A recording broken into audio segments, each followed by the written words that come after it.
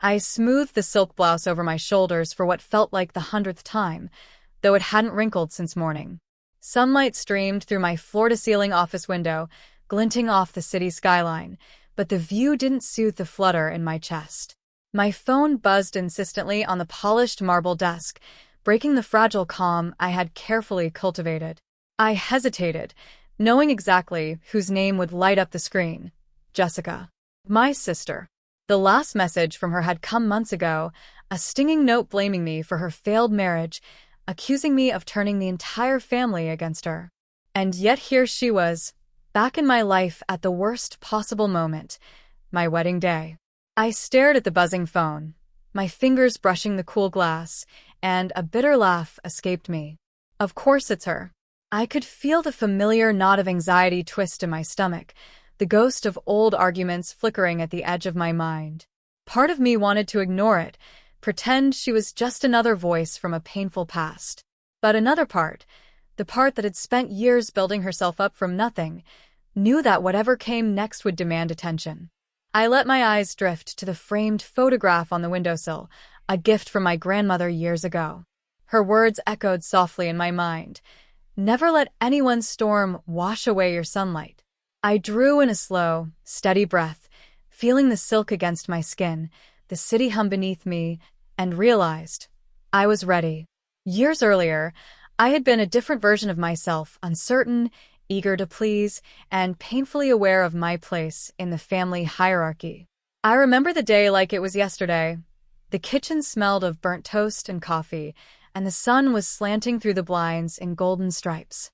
My sister, Jessica, stood in the doorway, arms crossed, her expression sharper than any words she could have said. "You ruined everything, Emily," she spat, and for a moment, I couldn't breathe.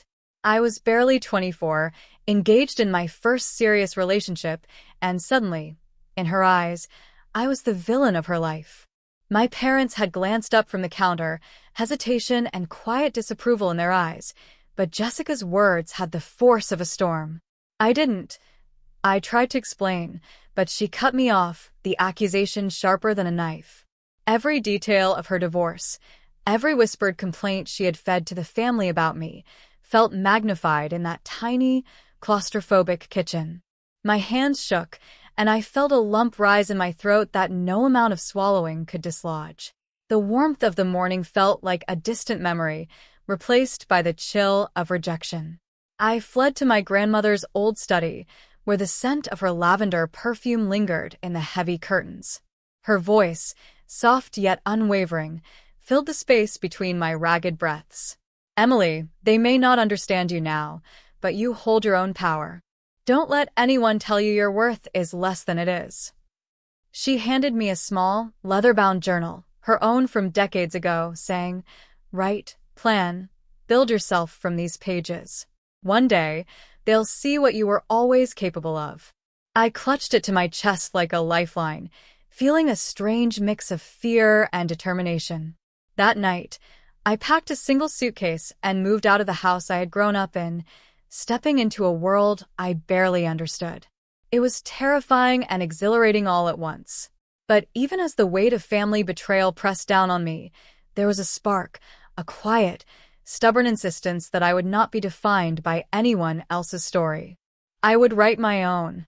By the time I closed the door behind me, I wasn't just leaving a house. I was leaving a version of myself that believed her worth depended on others' approval. I was ready to discover who I could really be. Leaving the past behind didn't mean the road ahead would be easy. I remember the first apartment I rented on my own, a tiny space with a sagging couch and peeling wallpaper, and yet it felt like freedom. My grandmother's journal sat open on the small dining table, its pages full of scribbles, reminders, and encouragement. Every evening, after long days of temp jobs and freelance gigs, I would return to it, jotting down goals I wasn't even sure I could reach yet. It was during one of those nights that I met Ms. Donovan, a seasoned interior designer who noticed me sketching floor plans at the cafe where I worked. She had a sharp eye and an even sharper tongue, but she believed in my raw talent when no one else did. "You've got vision, Emily," she had said, leaning over my shoulder. "Don't waste it waiting for someone else to notice." Those words became a lifeline. guiding me through endless nights of self-doubt and exhaustion.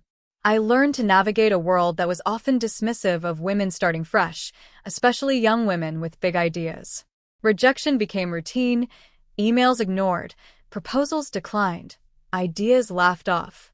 My hands ached from late-night drafting sessions, my eyes burned from staring at blueprints, and yet, every small win felt monumental. My first client, a boutique hotel, trusted me to redesign their lobby. Seeing the final product in place, polished and alive with my ideas, sent a thrill through me I couldn't describe. Financial independence came gradually, almost imperceptibly, as I juggled multiple projects and learned the ins and outs of business management. There were setbacks, of course, clients who vanished without payment, mistakes that cost time and money, but each one taught me resilience. I celebrated my milestones quietly. The first profitable sale, the first fully booked month of projects, the moment I could finally pay my rent without counting pennies. I didn't broadcast these victories. To the outside world, and certainly to my family, I appeared modest, even struggling at times. Only I knew the truth of the empire I was quietly building. Even now, I remember the smell of the paint in my first studio, the hum of the computer as I drafted 3D renderings late into the night, and the warmth of the first compliment from a client who believed in my vision. Those sensory details anchored me, reminding me that I was capable of far more than I had been allowed to see before. Through every triumph and every setback, the leather-bound journal remained by my side. I filled it with notes, sketches, and reflections, the quiet proof of my journey from a frightened young woman in a kitchen full of accusations to someone who could stand tall on her own terms. And as I worked, I promised myself that one day, the world, especially those who doubted me, would see the full measure of what I had become. The doorbell rang, echoing through my penthouse apartment with a sound that felt almost ceremonial. I smoothed my blouse again, though this time it was less about nerves and more about control. The polished marble floors reflected the soft glow of the evening lights and the abstract paintings on the walls, all commissioned from artists I had discovered and nurtured, silently declared my taste, my success, and my independence. Jessica stepped through the doorway first, her eyes scanning the room with a mixture of expectation and disdain. She had always expected me to be the same timid, struggling girl she could belittle at will. Behind her, my parents hesitated in the foyer, polite smiles masking surprise that this Emily was nothing like the one they thought they knew. Emily, my mother's voice trailed off, unsure whether it was curiosity or regret she was feeling. I let the silence stretch, giving them a chance to absorb the space around them. The designer furniture I had chosen personally, the trophies and awards on the shelves, the soft hum of a curated soundtrack in the background. I wanted them to see it all, to let the reality sink in before I spoke. Finally, I leaned against the desk I had designed myself, fingers tracing the smooth wood. "I'm glad you're here," I said, my voice calm, deliberate. "I know Jessica has a lot to say, and I'm sure you're all curious about everything." Jessica opened her mouth, but I held up a hand, stopping her mid-sentence. "Before you jump in, let me explain. This," I gestured around the room, "is not the result of luck, charity, or waiting for someone to rescue me. This is the result of years of hard work, sleepless nights, mistakes, and learning. Every project, every client, every challenge was a step I took alone, except for the guidance of those who truly believed in me." I reached for the folder on my desk and opened it, revealing neatly organized documents, ownership papers, contracts, and financial statements. I am not just a designer. I own the company that handled the largest projects in the city last year. My net worth is enough to ensure I will never be underestimated or dismissed again. The room went still. Jessica's mouth fell open, and for the first time in our lives, I saw her uncertainty replace arrogance. My parents' eyes widened, a mix of pride, shame, and astonishment crossing their faces. My father rubbed his forehead, as if the reality of my achievements was too heavy to process. I let them breathe in the truth, giving each of them a moment to grapple with it. "I didn't tell you this because I wanted you to notice me now," I continued. "I didn't hide it to punish you either.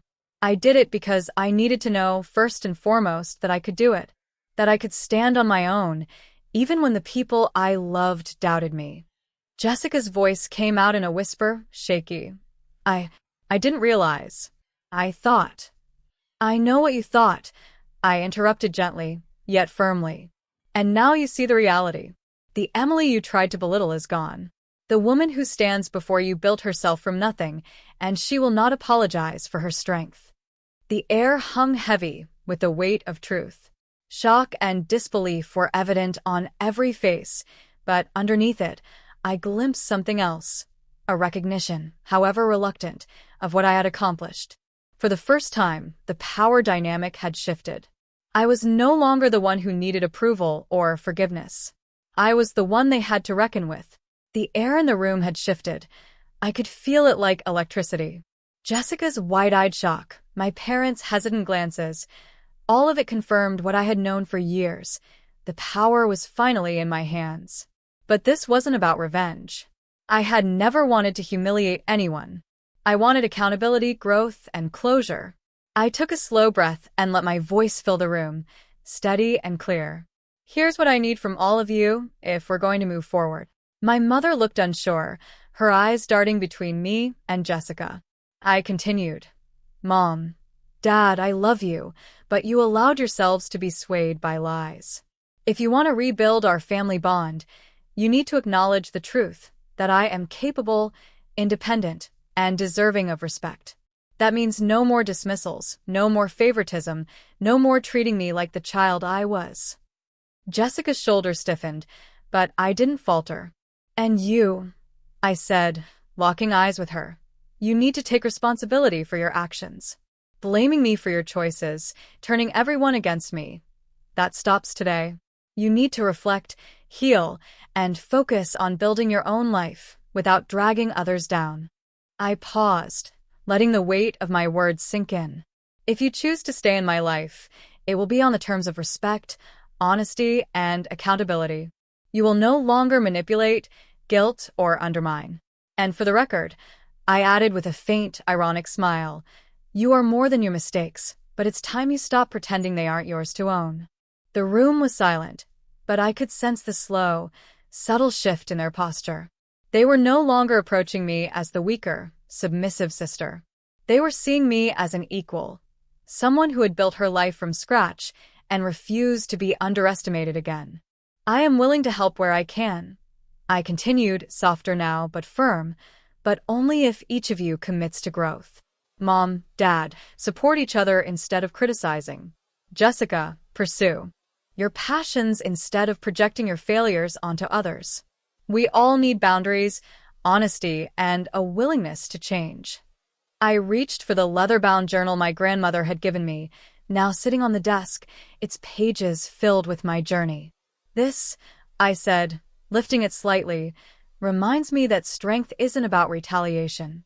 It's about building yourself, and in doing so, helping others find their own strength if they're willing. Jessica's voice cracked slightly. I think I understand, she admitted, her eyes glistening. My parents nodded, the tension in their faces softening. It wasn't perfect, and I knew it wouldn't be immediate. But the first seeds of transformation had been planted. I allowed myself a quiet, private smile. For the first time, I felt completely in control, not because I was punishing them, but because I had set the rules. Compassion and firmness could coexist. Strength didn't require cruelty. And today, I had proven that true power comes from claiming your worth and refusing to let anyone else define it. The days that followed were quieter than I expected, but in that quiet, I noticed subtle changes.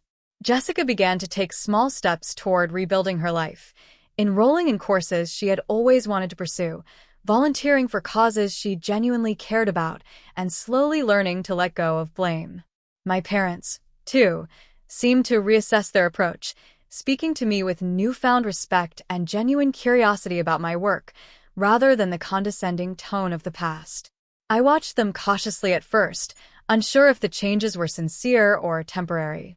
But each conversation, each gesture, each small acknowledgement of my autonomy felt like a step toward healing.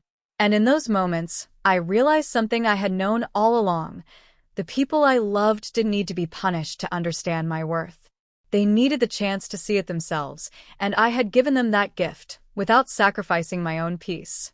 One evening, as I sat in my office reviewing project plans, my hand brushed against the leather-bound journal my grandmother had given me years ago. The smell of the aged pages brought a warmth that went beyond nostalgia. I flipped it open, tracing the notes she had written in her familiar, looping script. "Never let anyone's storm wash away your sunlight." I smiled, realizing that the storm had come, and I had weathered it, stronger, wiser, and fully myself. I thought about the wedding day, about Jessica's accusations, and about every lonely night spent building a life that no one else had believed I could create. Every moment of doubt, every sting of rejection, had led me here, to a place where I could look back without regret and forward without fear. And in that quiet reflection, I understood the truth of my journey. Strength was not in vengeance. Power was not in humiliation. Real victory came from claiming your own worth, standing firmly in your truth, and extending the hand of growth to those willing to accept it. I closed the journal and set it gently on my desk, letting the evening light spill across the pages. I took a deep breath, feeling the calm certainty of a woman who had finally arrived at her own destiny. And with a small, confident smile, I whispered to myself, "I am enough. I always have been, and now the world finally knows it too."